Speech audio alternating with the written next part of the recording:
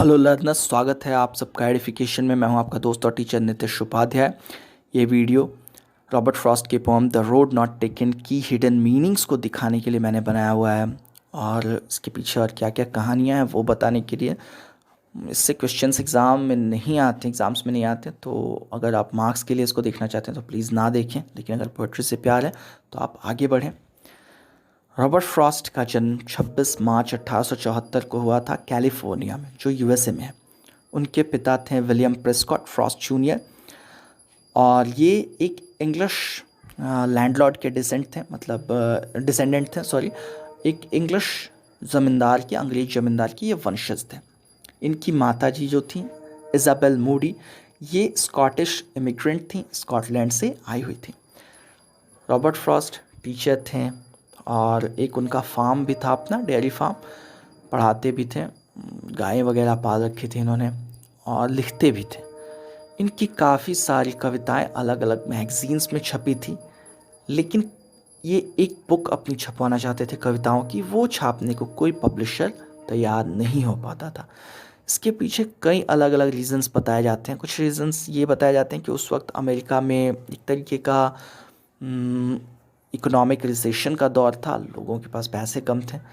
और कई लोग ये भी बताते हैं कि उस वक्त जो पोइट्री का स्टाइल था वो कॉम्प्लिकेटेड था, और रॉबर्ट फ्रॉस्ट उस तरह की पोइट्री नहीं लिखते थे, भारी भारी शब्द ठूंसने वाले, शेक्सपियर टाइप। वो काफ़ी सिंपल रखते थे, लेकिन मैसेजेस उनके काफ़ी कॉम्प्लिकेटेड हुआ करते थे, या कहिए कि हिडन हुआ करते थे, नॉट इन प्लेन साइट। तो क्या हुआ, 1911 की बात है। वो काफ़ी दुविधा में थे, कविताएं भी उनकी बहुत मुश्किल से इक्का दुक्का छप रही थी, और कविताओं की किताब छप ही नहीं रही थी। जहाँ ये रहते थे वहाँ डेली नाम का छोटा सा कस्बा था, न्यू हैम्पशायर में। मुर्गियाँ वगैरह इन्होंने पाल रखी थी। तो हुआ ये कि वो ज़मीन इनके नाम पे आ गई, ठीक है। और वो मालिक बन गया उस ज़मीन को। और तब इन्होंने सोचा कि क्या दो ऑप्शंस हैं मेरे पास। एक तो मैं यहीं सेटल हो जाऊं हमेशा के लिए, और ज़िंदगी भर मुर्गियाँ पालता रहूं, बच्चों को पढ़ाता रहूं, गायें पालूं, और छोटी मोटी कविताएं कभी कभी छप जाएं कहीं तो मैं खुश हो लूँ। या मैं रिस्क लूँ इस ज़मीन को, इस फार्म को बेच के कहीं और जाके कुछ अच्छा करने का। तो हमारी जो पोम है ना, द रोड नॉट टेकन, और जब ये कहते हैं to roads diverged in a yellow wood, तो यहाँ अपनी ज़िंदगी के इसी दौर की बात वो करते हैं। पीला जंगल, ऑटम का महीना। ऑटम में क्या होता है, चेंजेस आते हैं, पेड़ अपनी पत्तियाँ छोड़ते हैं, नई पत्तियाँ बाद में वो लेते हैं, ठीक है। एक तरीके का चेंज आ रहा होता है, और इसी ज़िंदगी में अपने आने वाले चेंजेस को इन्होंने येलो वर्ड से दिखाया है। उस वक्त जो सोसाइटी में भी जो चेंज आ रहा था ना, अमेरिका में भी, उसको दिखाने की इन्होंने बात की हुई, दिखाने के लिए इन्होंने येलो वर्ड का सहारा लिया है। तो दो रास्ते थे, एक तो यहीं रहने का, और दूसरा क्या था, दूसरा था इंग्लैंड जाने का। इंग्लैंड इसलिए जाने का क्योंकि इंग्लैंड में जो पब्लिशर्स थे वो नई नई पोइट्री को काफ़ी सराह रहे थे, काफ़ी अप्रिशिएट कर रहे थे, नए टैलेंट को काफ़ी मौका दे रहे थे। तो इन्हें लगा शायद मुझे वहाँ मौका मिल जाए। और अगस्त 1912 अगस्त 1912 में इन्होंने, हाँ अगस्त 1912 ही होना चाहिए वैसे, हाँ यही है, वो इंग्लैंड के लिए निकल पड़े अपने घर वालों को लेके, ठीक है। ओशन के रास्ते वो लोग निकले थे, नावों से, जहाज़ से, सॉरी। तो वो लोग निकल पड़े। अब ये सारी चीज़ें तो अपनी जगह थी, लेकिन उनके मन में एक दुविधा थी, क्या वहाँ जाके भी उनको वो चीज़ मिल पाएगी जो अमेरिका में नहीं मिली। तो जब रॉबर्ट फ्रॉस्ट कहते हैं ना कि as for that passing there had really worn them about the same की चीज़ें, तो शायद वो ये कहना चाहते हैं कि सभी ने, कुछ लोगों ने एटलीस्ट सोचा ज़रूर था कि चलो हम भी इंग्लैंड चलते हैं, लेकिन किसी ने हिम्मत नहीं जुटाई थी।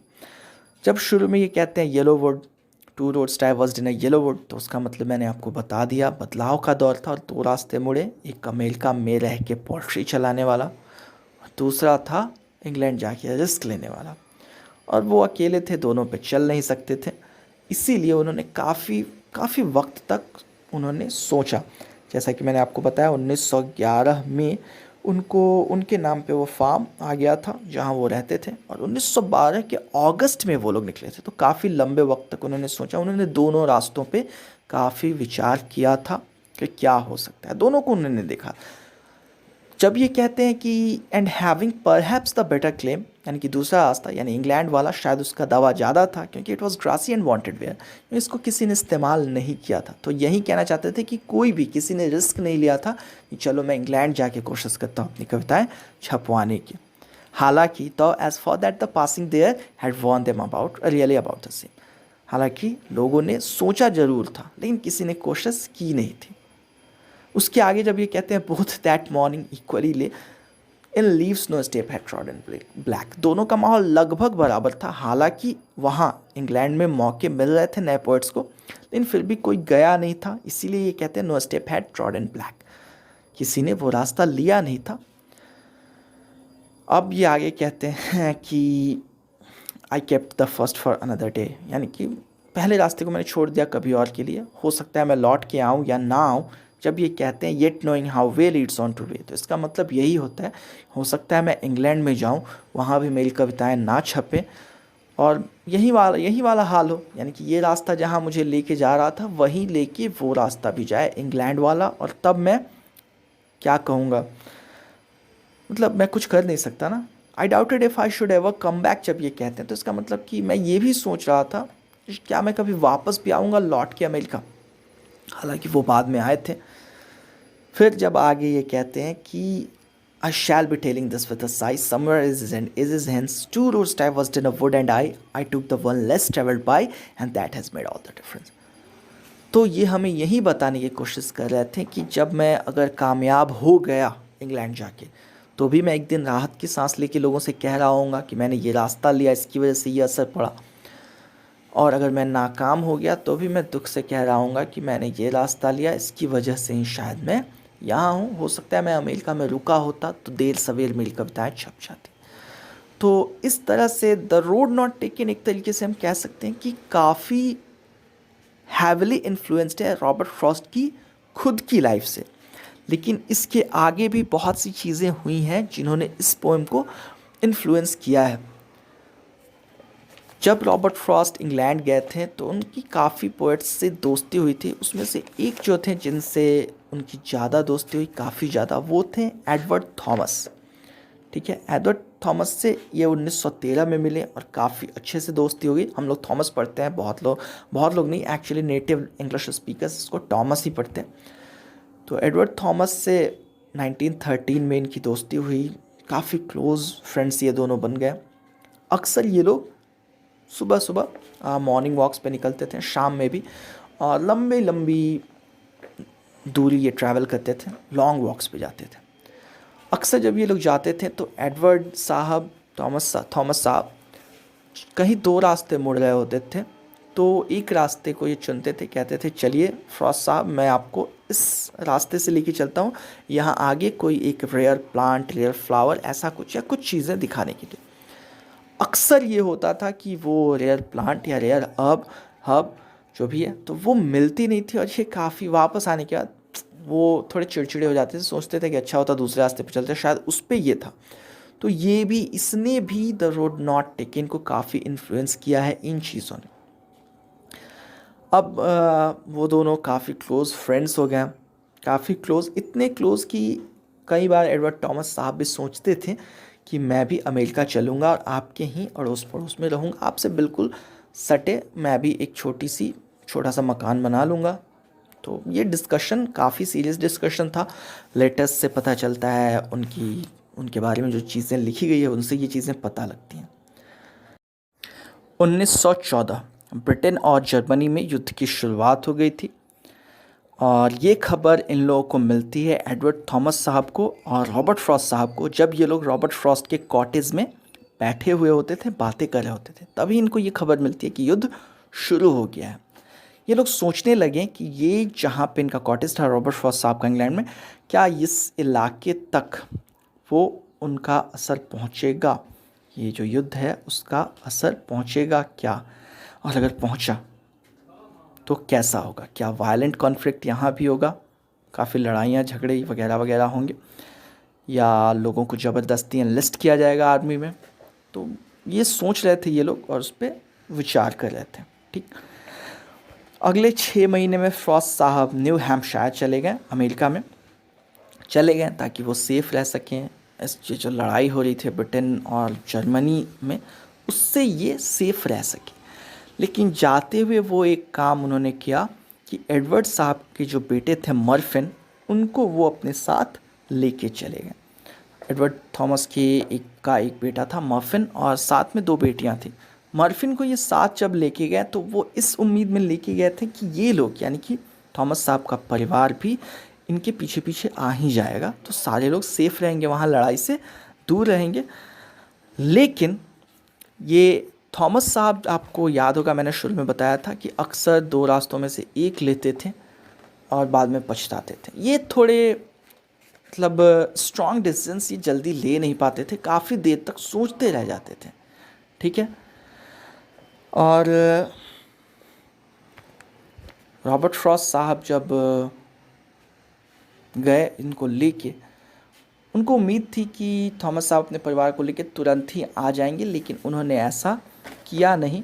काफ़ी लंबे वक्त तक विचार विमर्श होता रहा। कुछ दिनों के बाद रॉबर्ट फ्रॉस्ट साहब ने द रोड नॉट टेकन, जो कि उस वक्त तक 2 रोड्स के नाम से जानी जाती थी, तो उसका एक रफ़ ड्राफ्ट इन्होंने तैयार किया था। रफ़ ड्राफ्ट मतलब बहुत से जिसमें करेक्शंस की ज़रूरत होती है। अभी जो शुरुआत में आइडिया आता है उसको हम लोग लिख लेते हैं। एक रफ़ ड्राफ्ट था वो इन्होंने भेजा किसको, एडवर्ड थॉमस साहब को, कि भाई तुम देखो इस कविता को पढ़ो और बताना तुम इसमें क्या सुधार किए जा सकते हैं। तो 2 रोड्स जो कविता थी इसी चीज़ के बारे में बात कर रही थी कि कैसे कोई इंसान फ़ैसले लेता है, पछताता है या ले नहीं पाता जल्दी, काफ़ी लंबा वक्त लगाता है, जैसे था be one traveller long I stood. तो इस कविता को पढ़ के एडवर्ड थॉमस साहब को लगा कि कहीं ना कहीं फ्रॉस्ट मेरा मजाक उड़ा रहे हैं कि मैं फ़ैसले ले नहीं पाता हूँ ढंग से और मैं पछताता हूँ बाद में। बहुत से लोग कहते हैं, बहुत से पोइट्स और बहुत से हिस्टोरियंस कहते हैं कि शायद ये जो ड्राफ्ट भेजा था इन्होंने, रॉबर्ट फ्रॉस्ट साहब ने जो चिट्ठी भेजी थी, ये ही चीज़ थी जिसने काफ़ी इन्फ्लुएंस किया कि वो एक डिसीजन लें, स्ट्रॉन्ग डिसीजन। लेकिन वो स्ट्रॉन्ग डिसीजन क्या था, उन्होंने आर्मी ज्वाइन करने का, आर्मी में खुद को एनलिस्ट करने का फ़ैसला किया। हालांकि उनको ज़रूरत थी नहीं, क्योंकि वो 35 प्लस उनकी एज हो चली थी, मैच्योर हो गए थे और उनके 3 बच्चे भी थे, शादीशुदा थे। तो ऐसे लोगों को आर्मी में ज़बरदस्ती एनलिस्ट नहीं किया जाता है, उनको फोर्स नहीं किया जाता है। एक लेटर भेजा जाता था, वो नहीं भेजा जाता है। लेकिन फिर भी उनको कोई ज़रूरत नहीं थी, फिर भी इन्होंने शायद रॉबर्ट फ्रॉस्ट को गलत साबित करने के लिए या अपनी नज़र में खुद को स्ट्रांग दिखाने के लिए उन्होंने आर्मी में खुद को एनलिस्ट किया और उन्होंने लड़ाइयाँ ली। एक बैटल ऑफ आरा था, बैटल ऑफ आरा या एरे कहते हैं उसको। 9 अप्रैल 1917 को उस बैटल में उनकी डेथ हो गई थी। तो उसके बाद रॉबर्ट फ्रॉस्ट साहब ने कई और करेक्शंस किए अपने 2 रोड्स के ड्राफ्ट में और उसको द रोड नॉट टेकन नाम से आगे उन्होंने पब्लिश कराया।